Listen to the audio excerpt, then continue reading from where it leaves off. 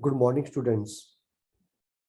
ਮੈਂ ਰੋਹਿਤ ਕੁਮਾਰ ਤੁਹਾਡਾ success point Budhlada ਦੇ ਈ-ਲਰਨਿੰਗ ਪਲੇਟਫਾਰਮ ਤੇ ਸਵਾਗਤ ਕਰਦਾ ਹਾਂ। ਉਮੀਦ ਹੈ ਤੁਸੀਂ ਸਾਰੇ ਠੀਕ ਠਾਕ ਹੋਵੋਗੇ ਅਤੇ ਆਪਣੇ ਆਉਣ ਵਾਲੇ ਪੇਪਰਾਂ ਦੀ ਤਿਆਰੀ ਬਹੁਤ ਵਧੀਆ ਤਰੀਕੇ ਦੇ ਨਾਲ ਕਰ ਰਹੇ ਹੋਵੋਗੇ। ਅੱਜ ਆਪਾਂ ਕਰਾਂਗੇ 5 ਜੁਲਾਈ 2022 ਦੇ ਕਰੰਟ ਅਫੇਅਰਸ। ਅੱਜ ਦੀ ਜੋ ਪਹਿਲੀ ਨਿਊਜ਼ ਹੈ ਉਹ ਕੀ ਹੈ? ਐਂਥ੍ਰੈਕਸ ਆਊਟਬ੍ਰੇਕ ਇਨ ਕੇਰਲਾ। ਠੀਕ ਹੈ ਜੀ। Health minister of Kerala the health minister ਹੈਗੀ ਹੈ ਵੀਨਾ Zarais recently confirmed the outbreak of anthrax in Athrapalli of Thrissur district। Thrissur district ਦੇ ਐਥਰਾਪਲੀ ਦੇ ਵਿੱਚ ਇਹਨੇ ਕੀ ਕੀਤਾ, ਇੱਕ ਵੀਨਾ ਜ਼ਰੇਜ਼ ਨੇ ਕਨਫਰਮ ਕੀਤਾ ਕਿ ਉੱਥੇ ਕੀ ਹੈ, ਐਂਥ੍ਰੈਕਸ ਨਾਮ ਦੀ ਕੀ ਇੱਕ ਬਿਮਾਰੀ ਆਈ ਹੈ after finding several cases of wild boar. ਠੀਕ ਹੈ ਵੀ ਜ਼ਿਆਦਾਤਰ ਕੀ ਹੋਇਆ, ਇਹ ਜਿਹੜੀ ਬਿਮਾਰੀ ਹੈ, ਜਿਹੜੀ ਐਂਥ੍ਰੈਕਸ ਬਿਮਾਰੀ ਕਿੱਥੋਂ ਆਈ ਹੈ? ਇਹ ਜਿਹੜੀ ਹੈ ਕਿੱਥੋਂ ਜੰਗਲੀ ਸੂਰਾਂ ਤੋਂ ਆਈ ਹੈ। Anthrax is A serious infection dishes. ਇਹ ਇੱਕ ਸੀਰੀਅਸ ਇਨਫੈਕਸ਼ਨ ਡਿਸੀਜ਼ ਹੈ, ਜਾਣੀ ਕਿ ਇਨਫੈਕਸ਼ਨ ਆਪਾਂ ਛੂਤ ਦੀ ਬਿਮਾਰੀ ਕਹਿ ਸਕਦੇ ਹਾਂ, ਵਿਚ ਇਜ਼ ਕਾਜ਼ਡ ਬਾਈ ਸਪੋਰ ਫਾਰਮਿੰਗ ਬੈਕਟੀਰੀਆ। ਇਹ ਕੀ ਹੈ ਕਿ ਬੈਕਟੀਰੀਆ ਥਰੂ ਇਹ ਜਿਹੜੀ ਫੈਲਦੀ ਆ ਉਹ ਬਿਮਾਰੀ ਹੈ ਇਹ। It has usually been found in southern state of India. ਜ਼ਿਆਦਾਤਰ ਇਹ ਕਿ ਇੰਡੀਆ ਦੇ ਸਾਊਥਰਨ ਸਟੇਟ ਦੇ ਵਿੱਚ ਇਹ ਬਿਮਾਰੀ ਹੈਗੀ ਹੈ। It is less frequently found in northern state. ਜਿਹੜੀਆਂ ਨਾਰਥਰਨ ਸਟੇਟ ਦੇ ਵਿੱਚ ਬਹੁਤ ਘੱਟ ਪਾਈ ਜਾਂਦੀ ਹੈ ਇਹ ਬਿਮਾਰੀ। The disease has been reported in Andhra Pradesh, Tamil Nadu. ਇਹ ਡਿਸੀਜ਼ ਕਿੱਥੇ ਕਿੱਥੇ ਪਾਈ ਗਈ? Andhra Pradesh, Tamil Nadu, Jammu and Kashmir, Assam, Orissa and Karnataka. ਜੇ ਆਪਾਂ ਇਸ ਦੀ ਗੱਲ ਕਰੀਏ, anthrax is also called as wool sorter disease. ਇਹਨੂੰ ਵੂਲ ਸੋਲਟਰ ਡਿਸੀਜ਼ ਵੀ ਕਿਹਾ ਜਾਂਦਾ ਹੈ ਔਰ ਮਿਲੀਗੈਂਟ ਪਲਸਟਰ ਵੀ ਕਿਹਾ ਜਾਂਦਾ ਹੈ ਔਰ ਇਸਨੂੰ ਮੂਲੀਗੈਂਟ ਪਲਸਟਰ ਵੀ ਕਿਹਾ ਜਾਂਦਾ ਹੈ। It is a rare but serious disease. ਇਹ ਇੱਕ ਬਹੁਤ ਘੱਟ ਹੈ ਪਰ ਇੱਕ ਸੀਰੀਅਸ ਡਿਸੀਜ਼ ਹੈ ਇਹ। Cause due to rod shape bacteria. ਇੱਕ ਡੰਡੇ ਸ਼ੇਪ ਦੇ ਬੈਕਟੀਰੀਆ ਥਰੂ ਇਹ ਫੈਲਦੀ ਹੈ, ਜਿਹਨੂੰ ਆਪਾਂ ਬੈਲੀਕਸ ਐਂਥਰਾਸਿਸ ਕਹਿ ਸਕਦੇ ਹਾਂ, ਐਂਥ੍ਰੈਕਸ ਕਹਿ ਸਕਦੇ ਹਾਂ। These bacteria occur naturally in soil. ਜਿਹੜੇ ਬੈਕਟੀਰੀਆ ਨੇ ਨੈਚੁਰਲੀ ਮਿੱਟੀ ਦੇ ਵਿੱਚ ਪਾਏ ਜਾਂਦੇ ਨੇ। As per WHO world health organization, anthrax is a disease of herbivorous. WHO ਦੇ ਅਕੋਰਡਿੰਗ ਜਿਹੜੀ ਇਹ ਡਿਸੀਜ਼ ਹੈਗੀ ਹਰਬੀਵੋਰੀਅਸ ਡਿਸੀਜ਼ ਹੈ, affecting wild as well as domestic animals. ਜਾਣੀ ਕਿ ਇਹ ਕੀ ਹੈ ਕਿ ਇਹ ਜੰਗਲੀ ਜਾਨਵਰਾਂ ਤੋਂ ਡੋਮੈਸਟਿਕ ਜਾਨਵਰਾਂ ਦੇ ਵਿੱਚ ਆਉਂਦੀ ਹੈ। It is zoonotic disease, thus it is transferable from animals to humans. ਕੀ ਇਹ ਕੀ ਹੈ, ਟ੍ਰਾਂਸਫਰੇਬਲ ਹੈ ਕਿਸ ਤੋਂ? ਐਨੀਮਲਸ ਟੂ ਹਿਊਮਨ ਦੇ ਵਿੱਚ। There are some cases of person to person. ਫਿਰ ਕੀ ਬਾਅਦ ਵਿੱਚ ਪਹਿਲਾਂ ਇਹ ਜੰਗਲੀ ਜਾਨਵਰਾਂ ਤੋਂ ਡੋਮੈਸਟਿਕ 'ਚ ਆਉਂਦੀ ਹੈ, ਡੋਮੈਸਟਿਕ ਟੂ ਹਿਊਮਨ 'ਚ ਆਉਂਦੀ ਹੈ, ਫਿਰ ਹਿਊਮਨ ਟੂ ਹਿਊਮਨ 'ਚ ਆਉਂਦੀ ਹੈ। It is a rare phenomenon. Anthrax infection in animals. ਇਹ ਜਿਹੜੇ ਐਂਥ੍ਰੈਕਸ ਇਨਫੈਕਸ਼ਨ ਹੈ ਐਨੀਮਲਸ ਕਿਵੇਂ ਫੈਲਦੀ ਹੈ? Wild and domestic animals can get infected. ਇਹਦੇ ਤੋਂ ਮੇਨਲੀ ਕੌਣ ਪ੍ਰਭਾਵਿਤ ਹੁੰਦੇ ਨੇ? ਜਿਹੜੇ ਜੰਗਲੀ ਤੇ ਡੋਮੈਸਟਿਕ ਜਾਨਵਰ ਪਹਿਲਾਂ ਉਹ ਪ੍ਰਭਾਵਿਤ ਹੁੰਦੇ ਨੇ। ਵੈਨ ਦੇ ਇੰਜੈਸਟ ਸਪੋਰ ਇਨ ਔਰ ਬ੍ਰੋਥ ਇਨ ਕੰਟਾਮੀਨੇਟਡ ਸੋਇਲ। ਕਈ ਵਾਰੀ ਕੀ ਹੁੰਦਾ ਕਿ ਜਿਹੜੇ ਇਹ ਕਿਸ ਤਰ੍ਹਾਂ ਇਨਫੈਕਟਡ ਹੁੰਦੇ ਨੇ? ਹਵਾ ਦੇ ਵਿੱਚ ਜੋ ਬੈਕਟੀਰੀਆ ਪੈਦਾ ਹੋ ਜਾਂਦੇ ਨੇ ਇਹਨਾਂ ਜੰਗਲੀ ਜਿਹੜੇ ਜੰਗਲੀ ਜਾਨਵਰਾਂ ਨੂੰ ਬਿਮਾਰੀ ਹੁੰਦੀ ਹੈ ਉਹਨਾਂ ਦੇ ਥਰੂ ਹਵਾ ਦੇ ਵਿੱਚ ਬੈਕਟੀਰੀਆ ਪੈਦਾ ਹੁੰਦੇ ਨੇ ਜਾਂ ਮਿੱਟੀ ਦੇ ਵਿੱਚ ਬੈਕਟੀਰੀਆ ਪੈਦਾ ਹੁੰਦੇ ਨੇ ਔਰ ਉੱਥੋਂ ਹੀ ਸੇਮ ਬ੍ਰਿਥ ਕੌਣ ਲੈਂਦੇ ਨੇ? ਆਪਣੇ ਡੋਮੈਸਟਿਕ ਜਾਨਵਰ ਲੈਂਦੇ ਨੇ ਔਰ ਉਸ ਨਾਲ ਆਪਾਂ ਇਹ ਵੀ ਕਹਿ ਸਕਦੇ ਕਿ ਹਵਾ ਆਪਣੀ ਪ੍ਰਦੂਸ਼ਿਤ ਹੋ ਜਾਂਦੀ ਹੈ। ਉੱਥੇ ਕੀ ਹੈ, ਆਪਣੇ ਡੋਮੈਸਟਿਕ ਜਾਨਵਰਾਂ ਦੇ ਵਿੱਚ ਇਹ ਬੈਕਟੀਰੀਆ ਆ ਜਾਂਦੇ ਔਰ ਉਹਨਾਂ ਦੇ ਰਾਹੀਂ ਬਿਮਾਰੀ ਹੁੰਦੀ ਹੈ। ਔਰ ਬਾਈ ਚਾਂਸ ਜੋ ਆਪਣੇ ਕੋਲ ਡੋਮੈਸਟਿਕ ਐਨੀਮਲਸ ਨੇ ਉਹ ਬਾਈ ਚਾਂਸ ਕਿਸੇ ਹਿਊਮਨ ਨੂੰ ਕੱਟ ਲੈਣ ਜਾਂ ਹਿਊਮਨ ਦੇ ਨਾਲ ਥੋੜ੍ਹਾ ਟੱਚ ਹੋ ਜਾਣ ਤਾਂ ਉੱਥੋਂ ਕੀ ਹੈ ਹਿਊਮਨ ਦੇ ਵਿੱਚ ਇਹ ਬੈਕਟੀਰੀਆ ਕਨਵਰਟ ਹੋ ਜਾਂਦੇ ਨੇ ਔਰ ਫਿਰ ਇਹ ਬੜੀ ਤੇਜ਼ੀ ਦੇ ਨਾਲ ਵੱਧਦੇ ਨੇ। ਇਹ ਸਿੰਪਟਮ ਕੀ ਨੇ ਇਸ ਬਿਮਾਰੀ ਦੇ? ਸਡਨ ਡੈਥ, ਜ਼ਿਆਦਾ ਔਨ ਦੀ ਸਪੋਟ ਡੈਥ ਹੋ ਜਾਂਦੀ ਹੈ। Sudden death of 1 or 2 animals within the heart. ਜਾਂ ਪੂਰੇ ਇੱਕ ਝੁੰਡ ਦੇ ਵਿੱਚ ਅਚਾਨਕ 2 ਦੀ ਡੈਥ ਹੋ ਜੇ ਉਹ ਵੀ ਇਹਦਾ ਕਾਰਨ ਹੋ ਸਕਦਾ ਹੈ। ਜਾਂ ਬਹੁਤ ਤੇਜ਼ ਫੀਵਰ ਚੜਿਆ ਹੋਵੇ, ਇਹ ਵੀ ਇਹਦਾ ਕੀ ਹੈ, ਇਸ ਬਿਮਾਰੀ ਦੇ ਲੱਛਣ ਨੇ। Next point,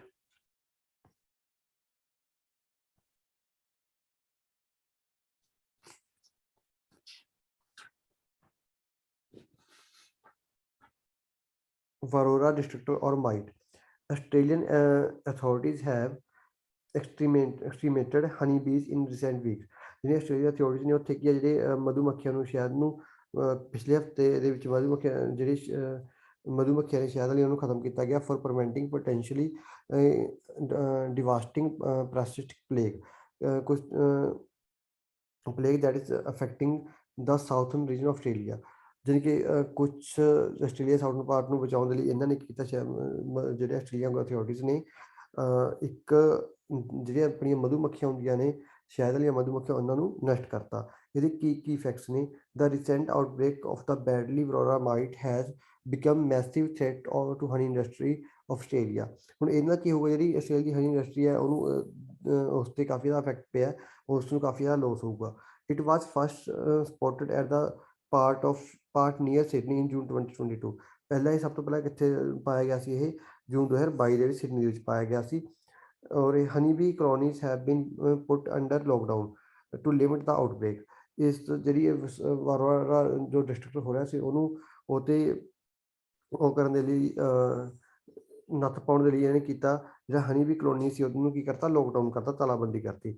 about varroa mite, the varroa mite also called varroa destructor is a parasitic insect. ਇੱਕ ਪ੍ਰੈਸਟਿਕ ਇਨਸੈਕਟ ਹੈ, ਜਾਣੀ ਕਿ ਇੱਕ ਪਰਜੀਵੀ ਕੀਟ ਹੈ। It attacks and feeds on honey bees. ਇਹ ਕਿਤੇ ਅਟੈਕ ਕਰਦਾ ਹੈ? ਹਨੀ ਬੀ ਦੇ ਮਧੂਮੱਖੀਆਂ 'ਤੇ ਅਟੈਕ ਕਰਦਾ ਹੈ। It is reddish brown in colour, ਜਾਣੀ ਕਿ ਇਹ ਕਲਰ ਦੇ ਵਿੱਚ ਕੀ ਹੈ, ਲਾਲ ਭੂਰਾ ਰੰਗ ਦਾ ਹੈਗਾ। It is known to kill entire colonies. ਇਹਨੂੰ ਕੀ it is known to kill entire colonies, ਠੀਕ ਹੈ, ਤਾਂ ਆਫ ਹਨੀ ਬੀਜ਼। ਇਹਨੂੰ ਕਿਹਾ ਕਿ ਹਨੀ ਬੀ ਦੀਆਂ ਸਾਰੀਆਂ ਕਲੋਨੀਜ਼ ਨੂੰ ਮਾਰਨ ਵਾਲਾ ਵੀ ਕਿਹਾ ਜਾਂਦਾ। The insect travel from bee to bee and through bee keeping equipment. ਇਹ ਜਾਣੀ ਕਿ ਕਿਹਦੇ ਤੋਂ ਕਿਵੇਂ ਇਹ ਹੁੰਦਾ, ਇਹ ਮੱਖੀ ਤੋਂ ਮੱਖੀ ਜਾਂ ਜਿਹੜੇ ਮੱਖੀ ਨੂੰ ਇਕੱਠੇ ਕਰਨ ਜਾਂ ਕਿਸੇ ਵੀ ਤਰ੍ਹਾਂ ਉਸ ਮਧੂਮੱਖੀ ਦੇ ਲਈ ਜੋ ਇਕੁਇਪਮੈਂਟਸ ਹੁੰਦੇ ਨੇ ਜਾਂ ਉਹਨਾਂ ਥਰੂ ਵੀ ਇਹ ਫੈਲ ਸਕਦਾ ਹੈ। Mite can be feed on live on adult honey bee. ਇਹ ਕੀ ਹੈ, ਕਿਸੇ ਵੀ ਲਾਈਵ ਅਡਲਟ ਹਨੀ ਬੀ ਦੇ ਵਿੱਚ ਇਹ ਜਾ ਸਕਦਾ ਹੈ। But it mainly feed and reproduce on larvae and pupae in developing brood. This results into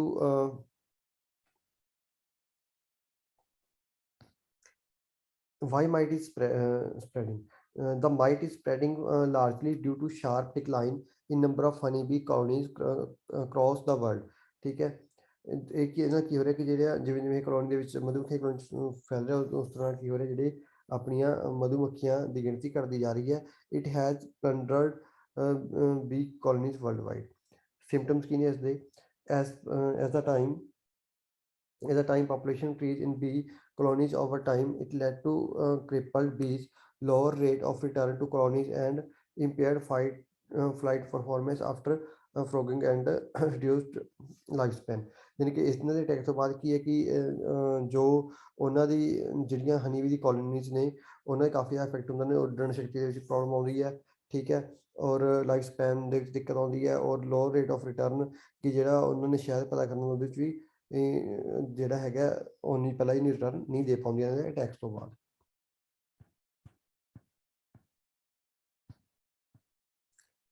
RPF operation ਨਾਰਕੋਸ, ਇਹ ਕੀ ਹੈ? The railway protection force recently recovered narcotics products of worth 7.4 crore under its operation narcos।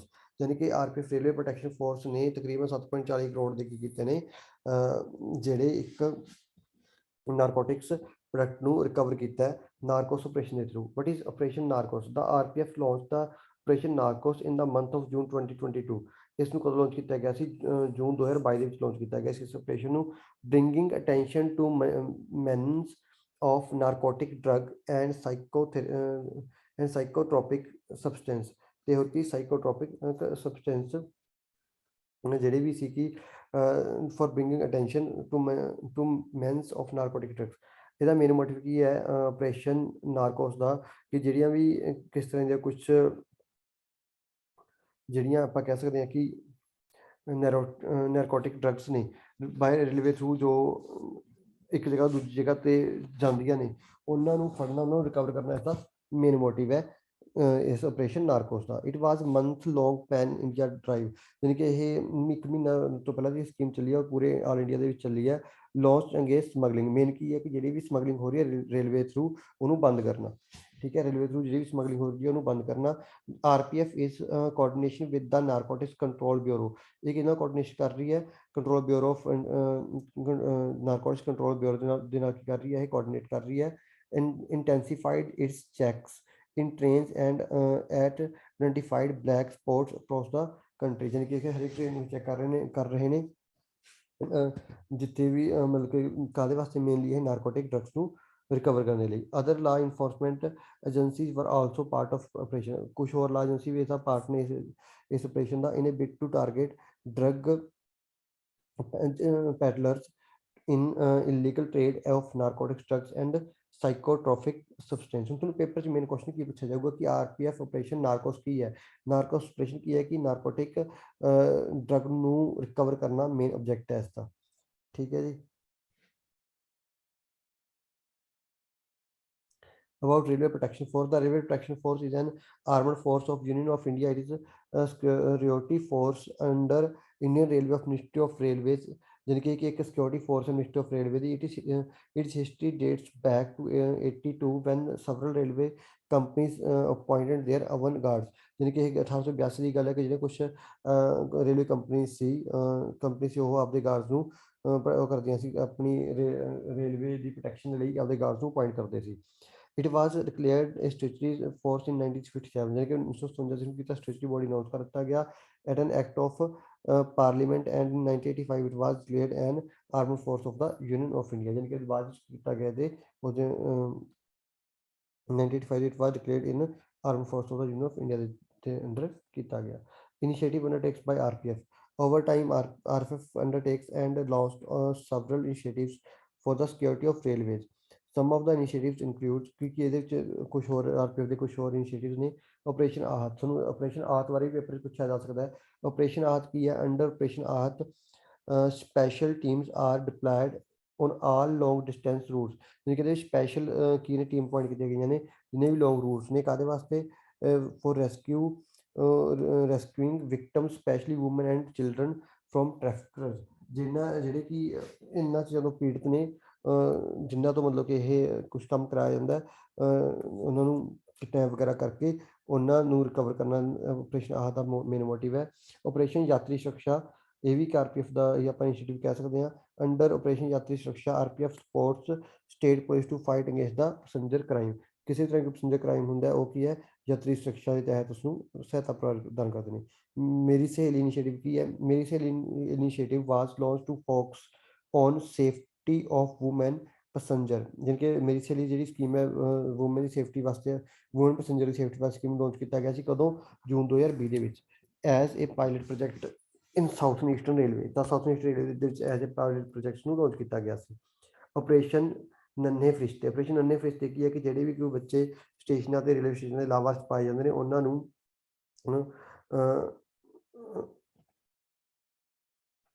ਬਚਾਉਣ ਦੇ ਲਈ scheme ਹੈ ਨੰਨੇ ਫਰਿਸ਼ਤੇ। ਉਹਨਾਂ ਲਈ ਇੱਕ ਨੰਬਰ ਵੀ ਕੀਤਾ ਗਿਆ ਕੇਅਰ 45। ਠੀਕ ਹੈ, ਜਾਣੀ ਕਿ ਹੁਣ ਅੱਜ ਦੀ ਡੇਟ ਹੈ ਕਿ ਕੇਅਰ 45 ਜਿਹੜੇ ਨੇ ਇਹ ਬੱਚੇ ਰਿਕਵਰ ਕੀਤੇ ਗਏ, ਬਚਾਏ ਗਏ ਨੇ ਨੰਨੇ ਫਰਿਸ਼ਤੇ ਦੇ ਆਪਰੇਸ਼ਨ ਦੇ ਅੰਡਰ। ਅੱਜ ਦੀ ਜੋ ਨੈਕਸਟ ਨਿਊਜ਼ ਜੋ ਕੀ ਹੈ digital India week 2022।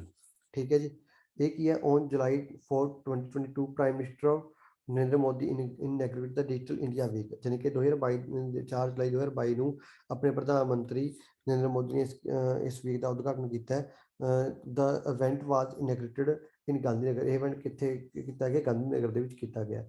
On the occasion PM highlighted the conditions of 8 to 10 years ago। ਹੁਣ ਜੇ ਆਪਾਂ ਇਹਦੀ ਗੱਲ ਕਰੀਏ ਇਸ ਓਕੇਜ਼ਨ ਤੇ ਪ੍ਰਧਾਨ ਮੰਤਰੀ ਨਰਿੰਦਰ ਮੋਦੀ ਨੇ 8-10 ਰੁਪਏ ਦੇ ਕੰਡੀਸ਼ਨਸ ਨੂੰ ਹਾਈਲਾਈਟ ਕੀਤਾ ਹੈ। ਕਹਿੰਦੇ during the event he praise the role of digital technology, ਯਾਨੀ ਕਿ ਇਹਨਾਂ ਨੇ ਇੱਕ ਡਿਜੀਟਲ ਟੈਕਨੋਲੋਜੀ ਤੇ ਪ੍ਰੇਜ਼ ਕਰਦੇ ਹੋਏ ਕੀ ਕਿਹਾ? ਇਨ ਚੇਂਜਿੰਗ ਪੀਪਲਸ ਲਾਈਵਸ, ਕਹਿੰਦੇ ਪੀਪਲ ਦੀ ਲੋਕਾਂ ਦੀ ਜ਼ਿੰਦਗੀ ਦੇ ਵਿੱਚ ਕੀ ਤਬਦੀਲੀ ਆਈ ਹੈ। India has removed the long ਕਿਊਜ਼ for services like birth certificate, ration admission bill, ਜਾਣੀ ਕਿ ਕਿਸੇ ਵੀ ਤਰ੍ਹਾਂ ਦੀ ਆਪਾਂ ਜਦੋਂ ਲਾਈਨਾਂ ਦੇ ਵਿੱਚ ਲੱਗਦੇ ਸੀ ਕੰਮ ਡਿਜੀਟਲੀ ਨਹੀਂ ਹੁੰਦਾ ਸੀ, ਬੈਂਕ ਦੇ ਵਿੱਚ ਪੈਸਾ ਜਮ੍ਹਾਂ ਕਰਾਉਣ ਜਾਂਦੇ ਜਾਂ ਕਿਤੇ ਵੀ ਜਾਂਦੇ ਕੋਈ ਵੀ ਕੰਮ ਹੁੰਦਾ ਸੀ ਆਪਾਂ ਲੰਬੇ ਲਾਈਨਾਂ 'ਚ ਲੱਗਣਾ ਪੈਂਦਾ ਸੀ। ਤਾਂ ਡਿਜੀਟਲਾਈਜੇਸ਼ਨ ਹੋਣ ਦੇ ਕਾਰਨ ਟੈਕਨੋਲੋਜੀ ਨਾਲ ਜੁੜਨ ਦੇ ਕਾਰਨ ਇਹਨਾਂ ਸਭ ਚੀਜ਼ਾਂ ਤੋਂ ਆਪਾਂ ਕੀ ਹੋ ਗਏ ਹੁਣ ਆਪਣੀ ਜਿਹੜੀਆਂ ਲੰਬੇ ਲਾਈਨਾਂ ਨੇ ਉਹ ਖਤਮ ਹੋਣੀਆਂ ਸ਼ੁਰੂ ਹੋ ਗਈਆਂ। Government flagship program digital India has provided relief to poor from corruption, ਜਾਣੀ ਕਿ ਕਹਿੰਦੇ ਇਹਨਾਂ ਕਿ ਜਦੋਂ ਕੰਮ ਜਲਦੀ ਹੋਣ ਲੱਗ ਗਿਆ, ਜਿਹੜੇ ਦੇਸ਼ ਦੇ ਗਰੀਬ ਲੋਕ ਸੀ ਉਹਨਾਂ ਨੂੰ ਵੀ ਕਰਪਸ਼ਨ ਜਿਹੜੀ ਸੀ ਰਿਸ਼ਵਤ ਦੇਣ ਤੋਂ ਛੁਟਕਾਰਾ ਮਿਲ ਗਿਆ।